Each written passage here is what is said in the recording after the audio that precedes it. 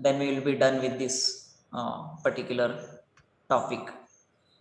So, okay, I will just quickly revise what we had done. So, guttation, if you remember, that was the movement of water droplets or movement of water in the form of droplets through the margin of leaf, and the structure through which they are exudating out, that is called as hydathodes.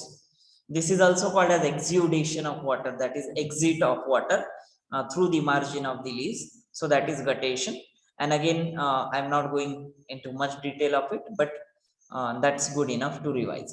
The first experiment that we had looked at was that the roots are the structure which absorb the water, and we had this setup which ultimately proves that the water absorption happens via root, and there are no other structures which causes the absorption of water as such.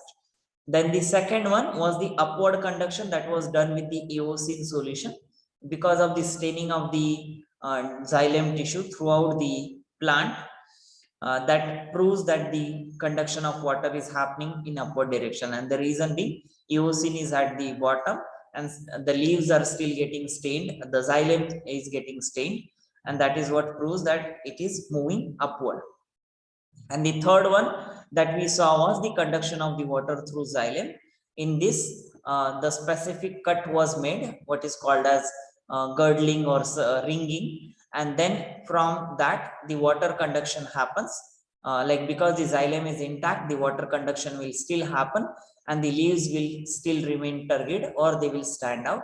While in the other case where the xylem was broken and rest of the tissue was intact, that is phloem and the cortex and epidermis, and xylem is completely broken or it is removed at least in a piece, and here the leaves will wilt because there is no water moving upward, and that way the leaves will start wilting or drooping down.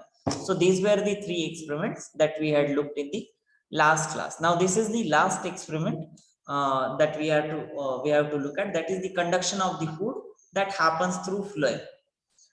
Now in this case we already know that the xylem movement of the water happens in upward direction, that is unidirectional. Phloem movement or the phloem in the phloem, the water movement happens in bidirectional. That is, it can go down as well as it can again go up. So that way the phloem conduction of the food as well as water can happen. Now to prove this fact that conduction of the food is happening through phloem, there is again a stem of a healthy potted plant is taken, and around the thin twig, that means a thin branch, for example guava or any other tree you can take, and a cut is made deep enough to penetrate the phloem and the cambium but not the xylem. Okay, I don't want to use short form here, but not the xylem, and that way it will create a kind of girdling again. So in this diagram, for example, it is shown again, xylem is intact, the first figure, and the phloem and the other cambium portion or the cortex portion is completely taken out, and only the xylem is kept intact, so that the phloem is broken down. Now it will be seen that the sap will start oozing out farther from the cut margin of the stem, showing that there the sap in the peripheral parts flows in the downward direction. What does this mean is, because you have cut the phloem part, whatever was produced in these leaves will be pushed downward as a food, and then it will start moving down. So at certain time point you will see something is oozing out at this cut end from the top, right? And then over the time when these cells become dead, the swollen tissue like structure is formed at the upper segment of the cut stem. So that is, after some weeks, like when you leave this plant which is cut with the phloem part and only the xylem is intact, in this case like when you keep it for a few weeks, it will be observed that the part of the stem above the ring has grown in diameter. That is, it is swollen, and the stem below the girdle has stopped growing and may even die, because when the stored organic contents or the food material, they have been exhausted. Now what this says is, like, the leaf will keep synthesizing, keep doing the photosynthesis, because it is getting water, it is getting all the carbon dioxide, it is getting sunlight, everything is normal, except the phloem is broken. Now it does not need phloem as such for the function of photosynthesis, and the moment it is performing the photosynthesis function, that means that food material that is being produced by the leaf will flow down towards the like stem part. The moment it is coming down, and here if there is a cut in the phloem, so obviously all that food material will accumulate in this portion, and that is the reason why it swells. That is the ring of the bark, like, or above the ring of the bark that you see is a swollen tissue. Here it is just the representation. How does this bulge look like otherwise? And this you might have seen in some of the trees where there is not a complete break is done on the bark or on the stem, but even a little cut leads to this exudation kind of phenomena, that is expansion of this ring like structure. And this kind of proves that the phloem moves downward, like through the the food moves down through the phloem tissue. And the fresh and healthy condition of the leaves in this experiment also proves that the leaves, they continue to get a supply of water even though through the xylem, and for that phloem is not required at all. So this is also called as ringing experiment, because you are just breaking out the ring of the like stem part, and that is why it is called as ringing experiment. I hope this part is clear to everyone. If there are any questions, you can feel free to ask. Again, there are several questions being asked on this as well, like why the water still moves upward because the xylem is intact, or why the phloem does not move downward because the phloem is broken, or why the accumulation of the food happens in the swollen tissue, or the reason for swollen tissue. All of these questions can be asked, or why the leaves does not wilt. Any of these questions can be asked based on these diagrams. So that is the conduction of food through phloem. Also, Yes. would you be able to just quickly summarize this experiment again? Just like. Okay, so in this case, what you create is cut the stem in a like a circular manner, so that only xylem is intact and phloem and everything else is broken. The water will keep moving upward and photosynthesis will keep happening. That way the phloem will bring the food down, and because the phloem is broken here, it will create this accumulation of that food particle or cell sap, or the phloem sap in this case you can say, and that will create the swelling of the tissue, which proves that the water is not the water, the food is flowing downward through the phloem. If it was moving upward, you would have seen a similar kind of swollen tissue at the bottom also, at this cut region, but that does not happen. So the phloem movement happens downward, the food movement happens downward through the phloem tissue. So that is the conclusion of this experiment. Okay, thanks. Okay, so that is all about this experiment. Now the last topic, that is the forces which contribute to the ascent of sap. Now this ascent refers to upward movement, you know, ascending and descending. So that ascent is coming from that ascending word. So that is ascent, which means upward movement. And sap, you already know, the inner cell content, that is the cell sap. In short, it is referred as sap here. So that is the ascent of sap. So what are these factors which contributes to the upward movement of the cell content or upward movement of the cell sap? The first one is root pressure. Quite obvious, lot of root pressure is built up due to the osmosis process happening in the root hair cell, and due to that the water keeps getting absorbed. Ultimately, it builds the turgor pressure in the cells, it will lead to the upward moment through the xylem. So that is quite common to understand. And but the only drawback here, or maybe a limitation here, is it does not rise the level to any height, or it may not be possible for a big tree to rise the level of water to that extent up to the height of a tree, because root pressure is not that strong. And that is when the transpiration pools comes into picture. Both of them, they function together to bring the water to the topmost part of the root. So root pressure is surely one.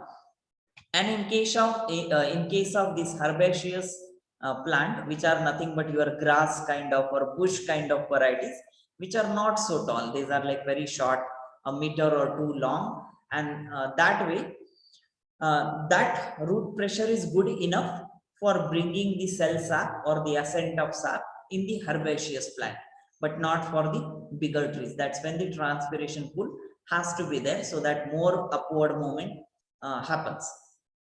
So that is first factor which contribute to the ascent of sap. Second is capillarity action. Now in simplest term, if you have ever done that experiment of capillary action, which is nothing but you take a beaker, you take a small glass capillary, and that beaker is filled with water. So when you dip the capillary inside the water in the beaker, what you see is the beaker water level will be at one level, and above that the capillary will be filled with water, right? So in the capillary, the water level will be higher than that of the beaker. So that is nothing but a capillary action, and which happens in case of xylem vessels as well. So what exactly is this? Due to the narrow diameter of these xylem vessels, they cause the water from a lower level to rise up. That is the capillary action, up the vacuum created by loss of water. Now this vacuum, like I have always mentioned, is not literally an empty space, or not literally a vacuum, but it is just the suction force. That is what it means by the vacuum. So that is happening because of the transpiration. And now the transpiration is happening, water is moving out, it is pulling the water up, and that creates more and more capillary action. So that is what is this capillarity. And the force with which the water is moving up is called as capillary force. So narrower the diameter of the tube, that is as small the diameter, greater will be the height of water rising. And again, this similar experiment can be done. Like I said, you take a capillary and beaker. Now, if you have capillaries of different diameter, and if you put it in the same beaker, you can see narrower the diameter, higher the height, bigger the diameter, lower the height, or it can be as close as the beaker water level. So that way it is saying here as well, narrower the diameter of the xylem vessel tubes, greater will be the height of water rising in it, and then exerting a force which is called as capillary force. So that is the second factor, capillarity. Third factor, that is transpiration pool. Again, this we have discussed enough. So one point I must mention here is this transpiration pool is happening due to the cohesion of water. Cohesion refers to the attraction between water molecules. So that is called as cohesion, or in general cohesion terminology is used whenever there is attraction between similar molecules from the same substance. That is cohesion. So in this case it is water. So due to the attraction between molecules, there is no break in the water flow upward. Root is continuously sucking in water or absorbing water. Transpiration is continuously removing the water, but it does not happen in batches, or it does not happen in chunks. Rather, that is a continuous movement, like how you open the tap and the water continuously flows. There is no break. So that is something similar because of the transpiration pool that happens, and that also is relevant for the cohesion phenomena. Then adhesion, which is another phenomena which is responsible for contribution of the like ascent of the cell side. Now adhesion specifically refers to the attraction between different molecules. Cohesion is attraction between similar molecules or same molecules. The adhesion is between different molecules. So for example, water is moving inside the plant cells, or the root hair cell, and there will be cell wall. So the attraction between the cell wall, or let's say for example xylem vessel, the attraction between the wall of the xylem vessel and the water molecule, that is called as adhesion force. And due to this, what happens is there will be osmosis will be built up in all the cells. Due to this osmosis, the turgidity will be higher. Because the turgidity is higher, the cell sap movement will also be higher, and obviously the water will keep moving upward through the xylem tissue. So that is the what we say adhesion, which contributes to the ascent of sap. And here one point is mentioned that uh, uh, where is it? Yeah, for example, in the pine trees which do not have enough root pressure, adhesion is the one of the important phenomena which is responsible for ascent of sap. So that is, these are four factors. There is one more, that is the downward movement of sap. Now, downward movement of sap is something like analogy here I will give is okay. Let me first finish explaining the point and then I'll give you the analogy. So, in this case, the food manufactured in the leaves is dissolved in water and it flows down, and that way it mainly accounts for the force of the gravity. Now, because of this downward movement of the cell sap, there is like upward movement of the cell sap. Now, this is exactly similar, like let's say you have a balloon which is blown enough, and when you press at any point, the air at that point is moving away, and it is causing the other areas of the balloon also to move the air within them. So this is something similar, as and when the phloem is pushing the food down, that is occupying certain space, and because of that space, there is a push which is upward on the xylem vessel, and that will cause the downward movement of the sap and the upward movement of the downward movement of the phloem sap and the upward movement of the xylem sap. So that way, this downward movement also contributes to the ascent of the sap.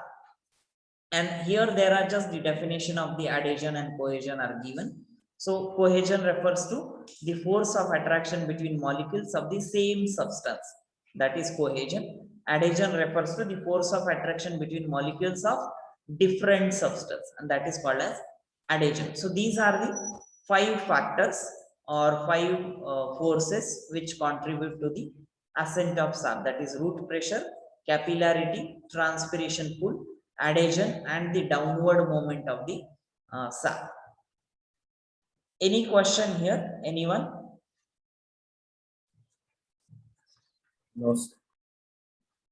Okay, I hope these parts are clear. And if you don't have question, I have few questions for you, like a quiz.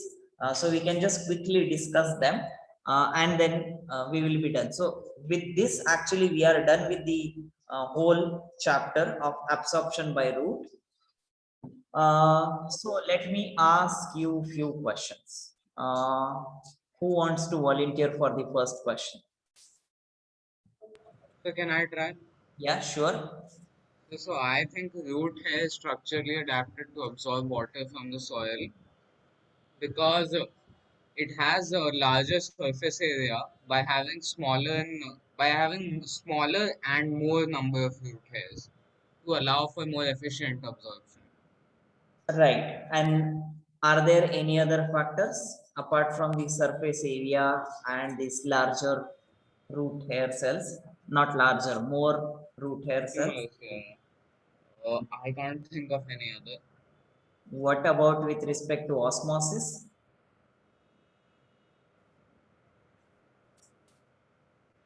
I don't get what you're saying. Okay. Would anyone like to add that? Anyone? So which point did he say? Yeah, a little louder, please. Which point did he tell? Like, I can you can't. hear? Yeah, I can't hear you as well.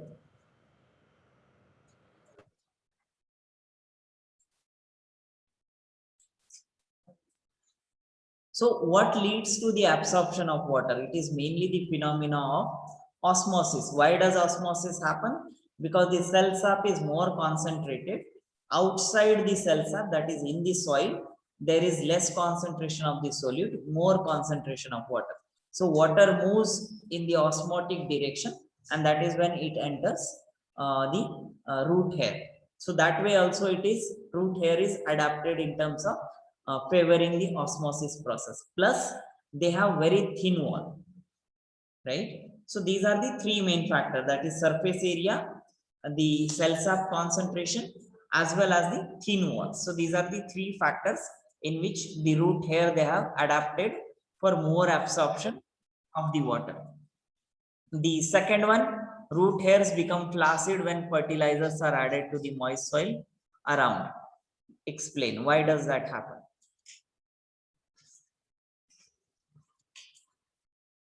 Vikram? Sir, I think diffusion happens and the minerals and stuff inside the root hairs go outside the water. You think so? It's actually okay. Let me just shut up. Anyone else? Advai? No, sir. Oh, what? No, sir. Answer. Try. So will the concentration of solute outside increase? Sorry, concentration of solute. Outside, will it increase? Higher concentration of solute outside? Correct. No, I don't know how that happens. Like I don't have any reason for that. Okay. Anyone want to try before I answer? Just try it. There is no harm in trying or answering even wrong. Janvi? For the second one, Yes. nothing. Okay. Mahi? So like because when you add the fertilizer to the soil, the amount of solute over there increases, so it becomes hypertonic, right? Yes. So that's why the water from the cells in the roots they come out to, so that's why they become flaccid. Correct. So that's exactly what she said. So more concentration of the fertilizer will be around the root hair, and because of that, exoosmosis will happen. That is the outward movement of water, that is from inside the root hair. The water will move around, and that is the reason the root hair will become flaccid and they will not be turgid. Yeah. So that is very simple one. I guess this is pretty easy. What do you mean by transpiration pool? So that I will skip. Three uses of water to green plant. Again, this is, I assume this is very simple one. This one, grapes shrink when immersed in a very strong water solution. Do you want to come in? Grapes shrink when immersed in a very strong water, so very strong sugar solution. Again, this has same. Also related to osmosis, right? Correct. But which osmosis? Which type of osmosis? So it's so the solution will be hypertonic. Correct. That, and then I guess the solute is sugar. Yes.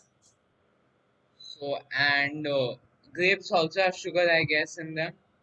Correct. Grapes also, and so the sugar from the grapes is being if they're shrinking, then the sugar is being taken away from them, right? Now, why sugar has to go away? Because sugar has a higher concentration outside. So where it should go? The reverse should happen. Yeah.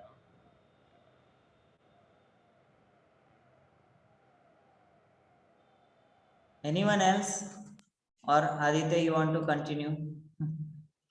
No, sir, I know I'm going somewhere, but I don't know where I'm going. Okay, Meher, what do you think?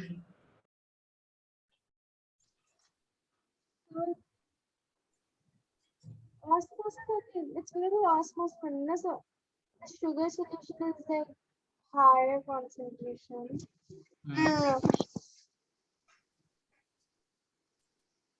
Okay, I lost your voice. Sugar concentration will be lower, I think, right? Grapes shrink, no. So, Sir, Yes. sir, exosmosis occurs. How? So as Aditya also said, no hypertonic solution. Hmm. So then I don't know what she was saying, but so the sugar solution is like more concentrated. Hmm. So now after that, uh, how do I frame it? Like okay, no, I'm not sure how to frame it. Sir. Try it with common words otherwise. Wait, I think Or okay, let me say it rather than just uh, going around. So what usually happens is, now imagine a grape being put in a very strong sugar solution. Now outside the grape it's a hypertonic solution compared to inside the grape. Reason being, higher sugar concentration is there outside because it clearly mentioned a very strong sugar solution. That means it is hypertonic outside the grape, and inside the grape it is hypotonic, that is less concentration. Now the moment this is the situation, the water from inside the grape will move outside in the exoosmosis direction. Exo, outward, osmosis, movement of water. So that is the outward movement of water that will happen, and that is when grapes will shrink. Okay. And I guess Aditya said this moment of sugar. Aditya, remember, moment of sugar will only happen if that is a freely permeable membrane. All those cell membranes, they are semi permeable. Cell walls, they are freely permeable. So when we talk of most of the fruits, they have intact plasma membrane, or what we call as cell membrane. So they will not be permeable to the solute, they will be permeable to the solvent, that is water in this case. So always remember this. Okay. So I hope everyone understood this question, and which has the similar answer with respect to the second question that we had looked at, right? They So, ultimately yeah, could you just explain the answer slightly briefly once again, because the answer got little. So what I said is, when you put a grape in a very strong sugar solution, this strong sugar solution is nothing but a hypertonic solution. Inside the grape, that is hypotonic, because the concentration of sugar is there, but not more than this one. So it is hypotonic inside the grape, outside is hypertonic. That way, the water movement will happen from dilute concentration, that is inside the grape, to the concentrated solution, that is outside the grape. So if the water is moving outward from the grape, that is exoosmosis, and that is the reason why the grape will shrink. Okay. Again, what is the significance of diffusion? Anyone? Bhavya?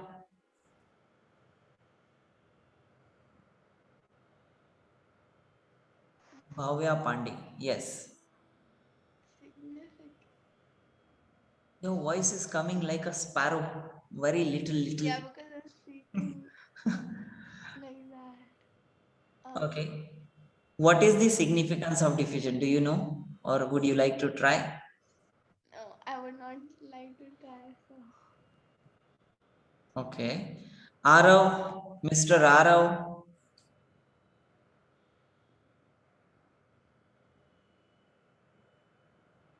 Arav, are you there?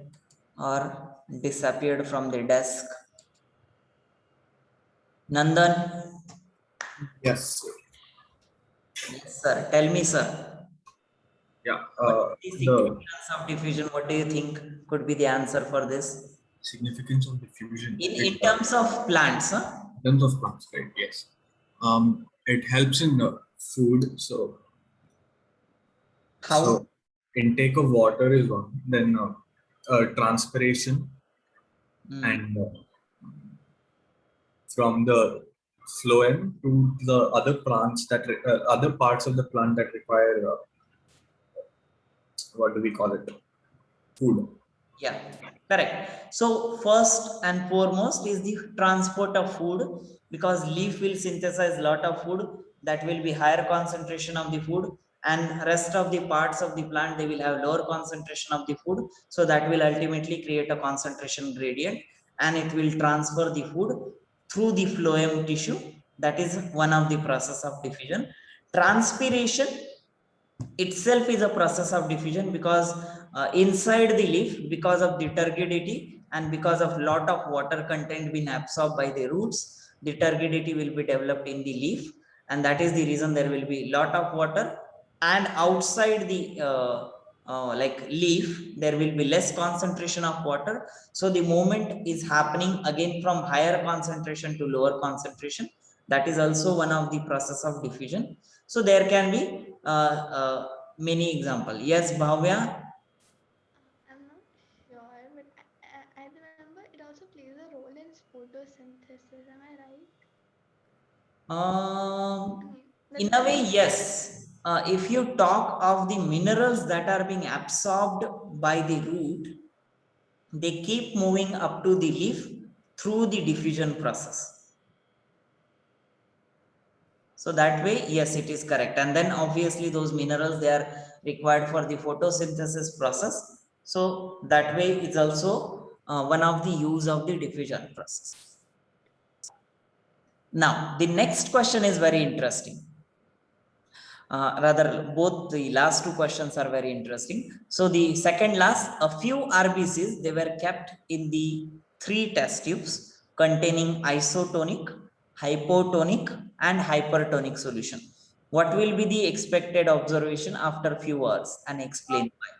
So Yes. isotonic means that the osmotic thing remains the same. Hypotonic is less than the given fluid, and hypertonic is more, right? So you have to say the context here.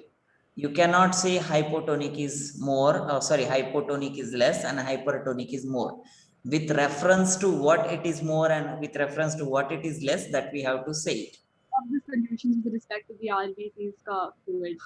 So when we say RBCs, they are kept in isotonic solution. That means within the RBCs and outside the RBCs, it is iso, that is same tonicity, that is same amount of solute concentration, and so on. So that way they will be called as isotonic. Yeah, okay.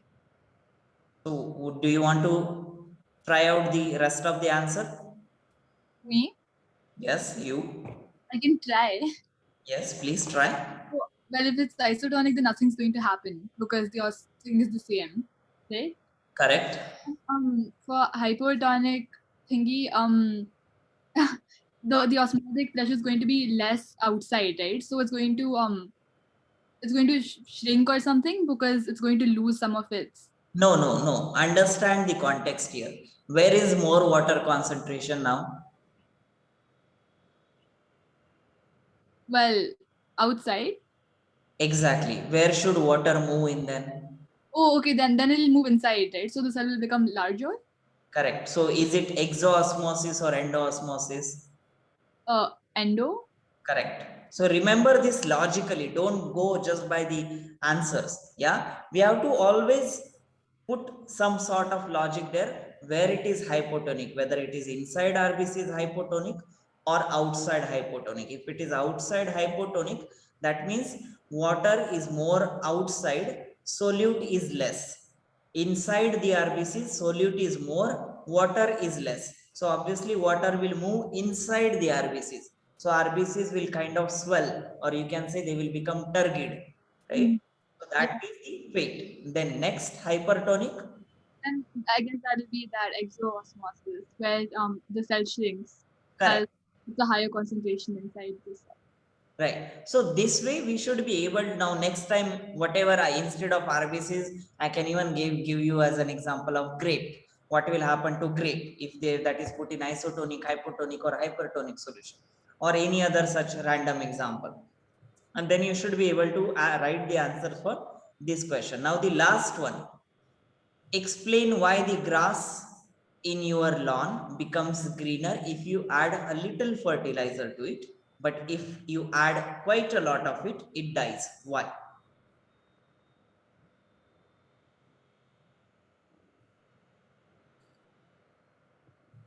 Sleepy, sloppy people. I think it's again, I'm taking a guess, huh? Yeah. Okay, the way I think it works is osmosis. See, the cell membrane is selectively permeable. So basically, when you put fertilizer into the soil, the plant absorbs it via the roots. So the root hair, the membrane, is selectively permeable. So basically, because it's selectively permeable, then it also has some sort of priority in the sense that if you give it two substances, it'll prefer one substance over the other. Not really. The way I was thinking was, so basically it prefers, let's say, minerals over water, and therefore when there are too many minerals, it dies. That is correct, but then the explanation is not correct. So, okay, let me just say it very simply if no one else wants to say it. So, what happens is when you add a very little fertilizer to the grass, obviously root hair, they are going to absorb that little fertilizer because then they want to increase the cell sap concentration and so on. And along with the water, this dissolved fertilizer will also go inside the plant. So, and that is ultimately helpful in the plants to be in a healthier condition, that is the greener situation. Now, in contrary, when you add lot of fertilizer, you are actually creating a hypertonic situation outside the root hair, right? So water from inside will move outside rather than moving it inside, right? So that way the grass will not be getting sufficient water. So ultimately no sufficient photosynthesis. Ultimately it will die. So that is the explanation for this. Okay, so that's it from